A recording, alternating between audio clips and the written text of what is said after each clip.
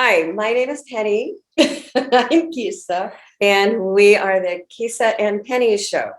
And this is our new version of it. And we just want to introduce ourselves. And just wanted to introduce this little guy. And he is, I don't know if we're there or not. Here's my little rescue, my new little rescue doggy. His chose me. This is my old rescue doggy. Anyway, I have named him Boo, and then after a good friend of mine and his good friend renamed him Boobito, Baby Boo. So this is Baby Boo, and he is just the most lovable, adorable guy. I hope you can see him because anyway, and this is my wonderful partner Kisa, and she has some very good news to announce. Oh, I got a new grandson. Was born the 24th. 9 pounds and 10 ounces only. I'd hate to have been that mother. I was asking if she wanted cesarean, but she said no, just a good anesthesiologist will do it. And she was laughing and pushing. Guess the shot worked. And having you there, I'm sure helped a lot too. It's so funny too. They always ask, "Do you want to cut the cord?" I think it's kind of, I don't know. Like, sure, but it's like you. I know. Well, it's not. I mean, it's a big deal, and I'm happy to say I did cut it, but still, it's like this chewy, crunchy, chewy stuff. You're wondering if you're probably wondering if you're hurting this little baby. Yeah, of course. But, go ahead. You can get the cord. You're welcoming him to the world. Yeah. So anyway, so that's all good. We all have. I have a new baby, and she has a new baby. So anyway, welcome to the Kisa Penny Show. Yeah. Welcome. All right, today we are starting the new Kisa Penny Show. And we're starting, our show is going to be called The Local Environment. And our concern is just about what people are doing to help the planet and just learning about different environmental medicines, healing, and just what we can do to help our planet and certainly get an idea of what's going on here locally. But anyway, our first guest is Sharon Letts, who Hi, Sharon. who is a local here. She's been here for a while, and her focus is she writes internationally on cannabis as medicine. And she has quite a background, and she's going to tell us initially how she got started and involved in this cause. Hi, Sharon. Hey, hi. Thanks for having me. An honor to be your first local guest here. It's an honor to have you, believe me. We'll get this going. Sharon, please tell us about yourself. Well, I was a writer, producer in Los Angeles for a documentary and magazine shows for national television. My daughter wanted to follow her boyfriend up to Humboldt County and go to school. So I sent my resume up, and I was actually brought up to Humboldt County in Northern California to produce a news show, a local news show. I ended up being the lead feature writer for the Times-Standard, which is the old newspaper, big paper up there. And while I was in Humboldt County, which is the cannabis capital of the world, I presented with breast cancer. And I was living up there in media, within media. I was a stoner from the 70s, but I didn't know cannabis as medicine. Because I was known, because I wrote for the paper, everyone knew who I was. So a long-time cannabis farmer, Pearl Moon of the Bud Sisters from Southern Humboldt, came to my house and brought me a jar of cannabis oil. And she said, "Take this and your cancer will go away." Well, I was in mainstream media. So my first question was, if this works, how come I don't know about it, right? And she said, well, everyone asks that, it's political, So the first night I took it, I didn't need a sleep pill. That's a multi-billion-dollar industry in the US and globally. The second day I didn't need a painkiller. In 2.5 weeks, all the prescription meds and supplements I'd been on for more than 10 years went away. And in 2.5 months, the cancer was gone with no surgery, no chemotherapy. My full story is on my website, but that was 10 years ago this October. And I've made plant medicines my only medicine all this time, and have dealt with all kinds of ailments and fractures and accidents, and I write about it.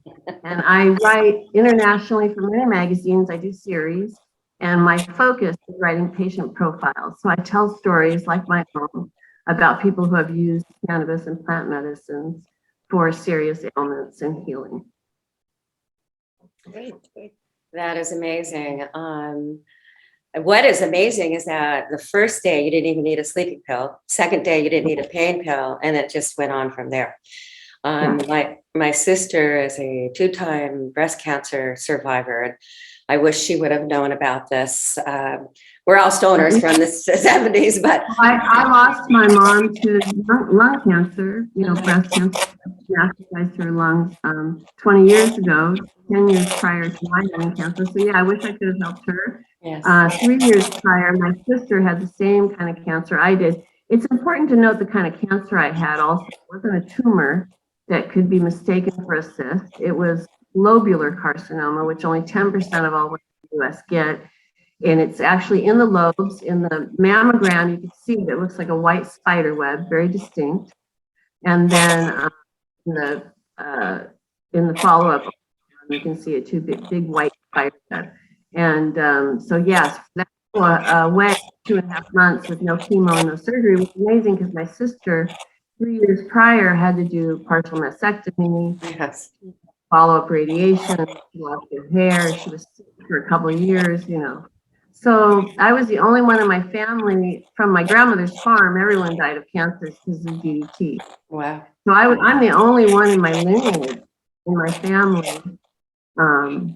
who hasn't had to go through that. Mhm. So that's pretty amazing. That is. I hear someone cutting something. No, it's this computer. It's got some kind of a whatever. It's driving me nuts because it sounds That's like it's a buzz. It sounds like a buzzing bee, kind of. It's driving me nuts. Okay. It sounds like someone's chopping something. No, it is. It's somebody. It's you talking, and then it's a background. It's like a blown speaker. Yeah.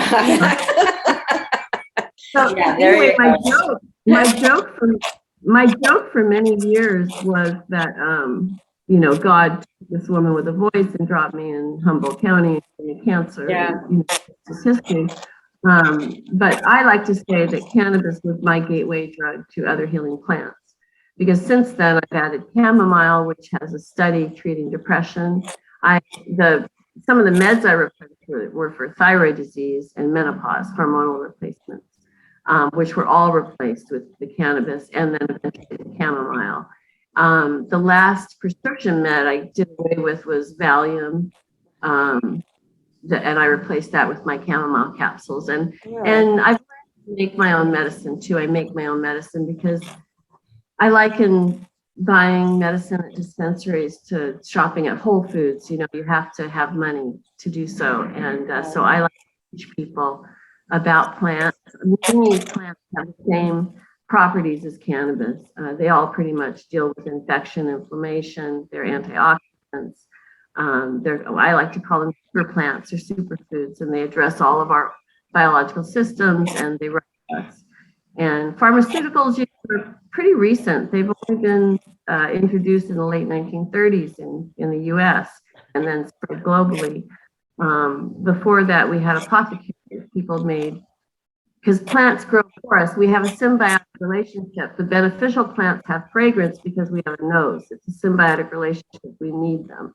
But we've been taken away from the garden for so long. Yeah. We need to go back to the garden. We need to figure it out again because this isn't working. Besides articles, Sharon, have you written a book or anything? Have you written a book?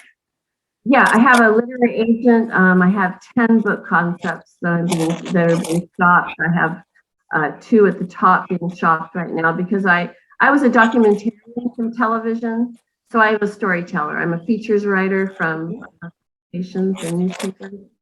So I'm a storyteller. And so all these series that I've written all these years are easily put into books. So one of the series I've written for High Times for a couple of years now is called What's in Your Stash? And that was a sneaky way of me doing a patient profile, because High Times is known as a culture magazine, a stoner magazine. But when you look at someone's stash, you're actually looking at how they medicate. And you start asking them questions, and then you find out why they medicate. And it turns into a patient profile. So your stash was my sneaky way of doing patient profiles. And then that's being looked at by Random House right now for a book. Oh, It's also, I also developed it into a television show because TV is my background. So I've developed many series I've been writing as TV shows. And so What's in has been developed into a show. Montel Williams was executive producing Shopping It last year. It hasn't been sold yet. And then my series Weed Travel, I've been traveling for magazines for many years. Covered several countries, several states in the United States on cannabis as medicine. And so Weed Traveler is also developed into a book. It's also developed into a television show that's going to be shot this year. It'd be fun. It would be fun to do a cannabis sitcom. Well, they tried to do that. The problem is it's still listed on Schedule 1 as being non-medicinal in the federal government, even though all these states have legalized and everyone knows that, the federal government is still kind of covered and they're not fessing up. There's a lot of senators and congressmen that are trying to change things. It's not happening fast enough. I mean, I came into this years ago and I'm shocked. I got cancer into remission 10 years ago. Where's the Nobel Peace Prize? It's like, this is ridiculous. Mushrooms, psilocybin mushrooms are now getting more respect. Yes, they are. Cannabis. They are certainly down here. Yeah. But, come on. And the thing is, if you take the THC away from cannabis, because the plant started out with maybe 4 to 5% THC when it was, included in the holy anointing oil from the Bible. That's known. We as a species have upped the THC to recreational heights we have it today. That's not the plant's fault. That's our fault. We created the controversy. So we made it fun. Well, you take the THC away, though. I mean, you can have fun at 5 and 10% THC. We did for decades. Now it's up to 20. Yes, causing this controversy. So if you take the THC away from the plant, it's just another super plant, just another superfood like rosemary that deals with infection and cancer. Chamomile has a 93% success rate of killing cancer cells in a laboratory study. Oregano and thyme have a 97% rate. These are very high success rates with plants. So you take away that sexy THC that gets you high, and it's just another boring superfood that no one will care about, basically. So we do like THC. I'm sorry, go ahead. If you like THC, what? We do like our THC, though. Yeah, it's always nice. Yes, it is nice. Well, as a hormonal woman, I mean, the plant's female, it speaks to women specifically. As a hormonal woman with thyroid disease going into menopause, it's in a way that no plant ever did, and THC is very necessary for that. When you smoke, you're not stoned. That word stoned is from the alcohol culture. It has nothing to do with the way you feel when you smoke cannabis. When you smoke cannabis, your endorphins are lifted, you're created dopamine in your brain, and you're lifted. That's why we say we're high. We're lifted. It's a physical state. And it helps the pain, of course, yeah. It's an analgesic, yes, it is. Yes, when you ingest it, it's an analgesic. It is. Many plants are. Chamomile is. So I'm gonna have to start drinking that in the evening before bed, I think. Sharon, so you got involved in the cannabis as a medicine while you were in Humboldt in healing. And then how did you move down here to Baja? What made you choose Baja? Yes, I grew up coming to Baja Norte. I grew up in Redondo Beach. My mom and dad were civic students at Redondo Beach, sister city of Ensenada. So as a Girl Scout, I was a 5-year Girl Scout. We came down all the time and delivered clothes and food and all kinds of things for years, humanitarian trips. And, we'd stay at a hotel in Ensenada. We'd get our dental work done in the summers. This was my second home for years.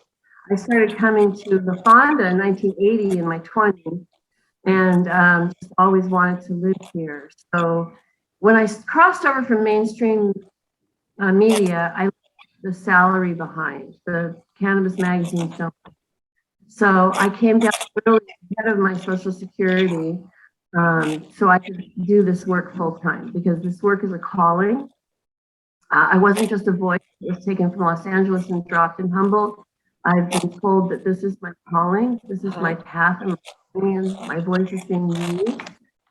And so in order to continue to do this work full time the way I have, I've had to come down here early, and it's been great. I love it down here. I love it. And then last year, my Social Security kicked in, and it made it a lot easier. And but I just love it here. I mean, even if I made money to live in the States, I would still have a place here. This is my home. And La Mission, the place we're in, it's such a sweet spot. I mean, I'm happy that you're doing these interviews, because we have such a vortex here. We're so many creative and energy-minded people are drawn here.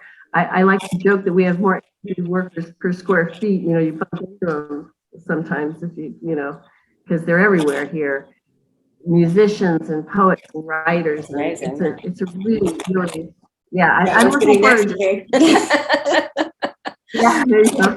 And I'm looking forward to seeing these interviews, because we do have. I hope so, because when we were doing the interviews earlier, we met some very interesting people, and they had some fascinating things to say. And maybe the way that the format that we have now, people will be able to watch them a little easier and be interested in them.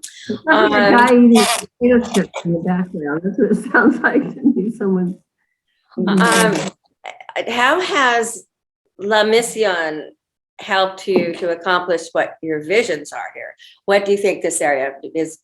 How do you think this area has helped to do that? Well, it's I left Humboldt County to come here, so I left a rural area that was very nurturing and spiritual, spiritually minded.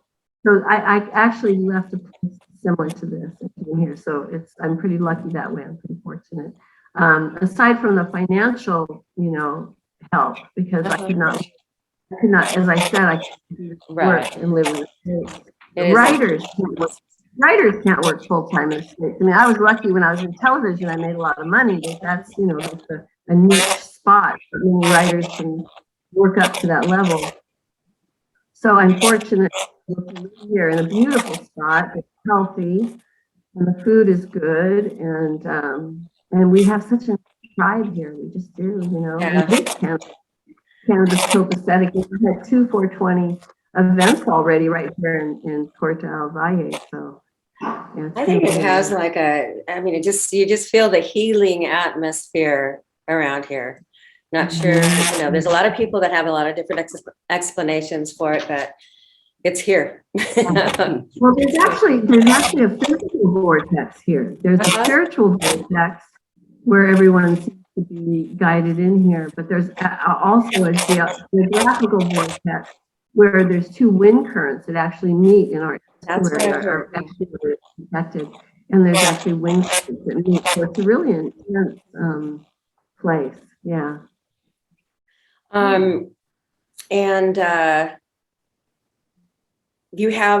know you have a lot of future goals, and you've told us some of them, but what are your main future goals at this point? My book deal, my positive affirmations, my conjuring this year is for a book deal. I thought it would have happened last year. COVID kind of put a break on a few of my projects, kind of stalled some things. So the book deal is important to me. The one I would like to see done this year is called Stoner. That's one of my brands, because I thought I was a stoner from the 70s. That's what they told me I was. And then I got educated in my 50s. It wasn't until I was in my 50s I got educated on cannabis. So educated stoner is one of my brands. It's one of my series of essays that I've done all these years about how I've used medicine myself. I use myself as a guinea pig. So it's my story, and it's also going to have backstories in it from my many interviews I've done, especially the ones with celebrities. Mm-hmm. A lot of my celebrity interviews, like I've put, Tommy Chong, Willie Nelson, I've hung out with, Jim Belushi and put him on a cover. And a lot of my celebrity interviews become interventions because it's important to me to talk to them because they are not always educated. Right. They have loud voices. And so we always have to sit down and talk about, how they use cannabis. In order for me to even do a profile on anyone in the cannabis industry, they have to have a personal relationship with the plant. That's my criteria. They have to understand that they are meditating to recreate. There's no such thing as recreational cannabis. Your endocannabinoid system, the system that accepts plant-based compounds throughout our body, it doesn't care that you want to get high. It just, it's accepting compounds and being healthy. So everyone I interview, they have to have an understanding of medicating to recreate, and they have to have an understanding of the plant as medicine.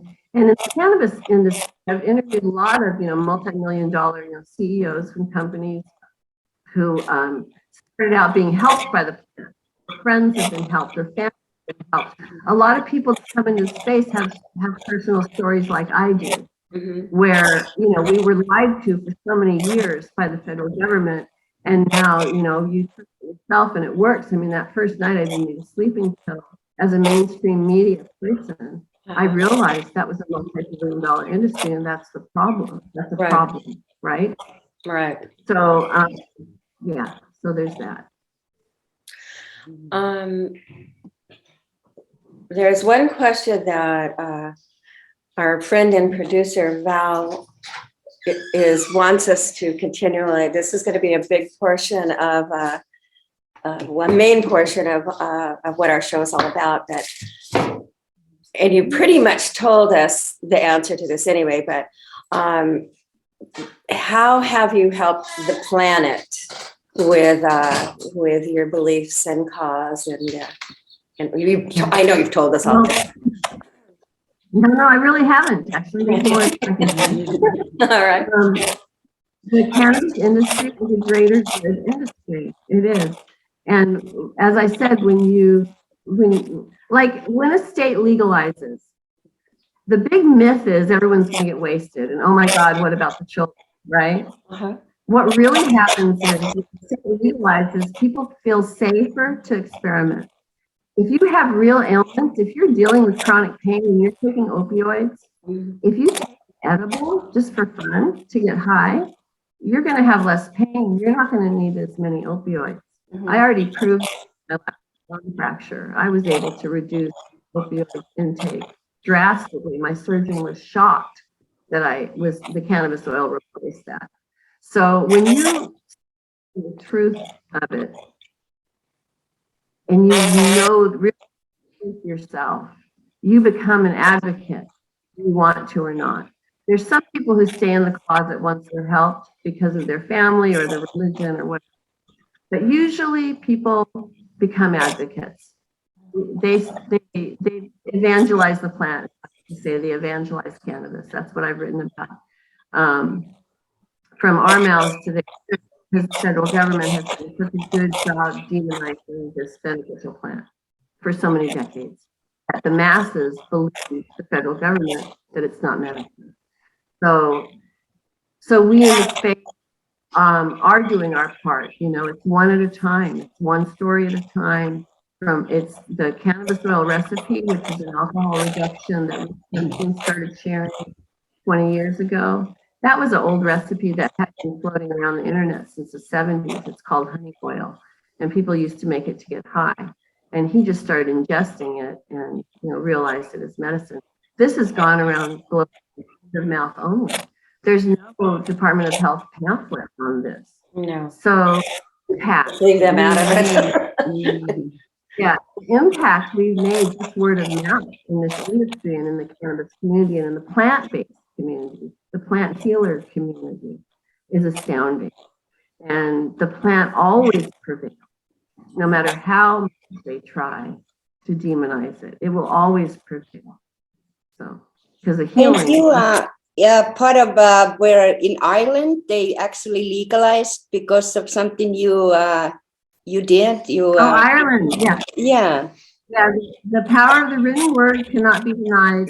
I've written about people all over the world. I write for many magazines that are published around the world. Vera Twomey in Ireland struggled for 11 years to get CBD oil with a little bit of THC in it for her daughter that had Dravet syndrome, that hundreds of seizures at a time this little girl was suffering with. 11 years she worked to, and it was just like pulling teeth, and she really for so many years and walked miles and got a lot of attention to her cause. And no one's had sat down at that point last year and did the whole story. I sat down, it was a monster. It was like more than 3,000 words. It was her entire 11 journey with fighting with the powers that be in Ireland, the government officials. And I named them all and everything. The day that the story came out, she got a call from Parliament. The next working day, the following Monday, they changed a rule for her. So I think it really made a difference. That I wrote, and that was a proud moment for me because I'm a feature writer. I tell human interest stories. I'm not a crime writer. I'm not a news writer. But as I said with my stash series, my sneaky way of getting things into a human interest story, I have a gift for that. So I can take a human interest story and I can interject it with the political ramifications and the laws that are wrong and all these things. And it makes a difference. It made a difference for a different era. You certainly saw a difference right there with helping that little girl. Yeah. Amazing. Yeah, it was amazing. So I've done a few stories like that over the years that changed things. And, that's what we writers, that's what we hope that our work will do. Yeah. Is make a difference. Awesome. That is awesome. You have any other questions? Or? Do you know about the laws in Finland? Because I need to, my mother has lung cancer, and I'm hoping to be able to. Unfortunately, I would have to Google Finland right now, but I'm just guessing. The laws in Scandinavia are not good. It's taking them a long time even to look at CBD. So I would have to Google it real quick to find it out. I think it's like 35 countries that are legal now in some way, but Scandinavia and the Northern European countries have exploded. Maybe it's time for a trip over there, Sharon. I know, right? I know. Well, you know what? If the don't don't tell. I mean, I'm illegally healed. Hashtag illegally healed. It's a don't ask, don't. I mean, when I covered France, I went to Paris for Joke Magazine. It was illegal there. Yeah, I was able to buy it, find medicine, hook up with medicine makers. I mean, it's networking you have to do. So, but it's a very proactive thing to do, especially when it's your mom and she's so far away, Yeah. But it's possible. It is possible, but it's easy to make the oil. It's not hard. It's not rocket science. I mean, most people can't let alone. Yeah. All you need is a Bunsen burner. I have a lot of recipes on my website, Sharon Letts. I don't have to sneak anything in there. I can actually do it over there. You really can. You can find material. You can. Our cannabis, our plant material here in Mexico doesn't have a high terpene and cannabinoid profile that, say, Humboldt County does. They're amazing, outdoor, grown in the sun. So I compensate. Rosemary, add oregano, and add chamomile. These are all antioxidant plants to build up that profile to help attack everything. So, you know what, Sharon? I think we need to encourage you to start some classes locally. You know what I mean? I did before COVID. We had our old community center downstairs here. I taught a workshop, and I was planning to do more, and then COVID hit. Well, I got stepped on by a horse, but that was a whole other thing. That was when you wore that leg thing for so long, huh? Oh my gosh. Collecting mushrooms, I guess. Oh, But God. anyway, the lounge upstairs, they want to have workshops. Oh, you know what? More of the vegan.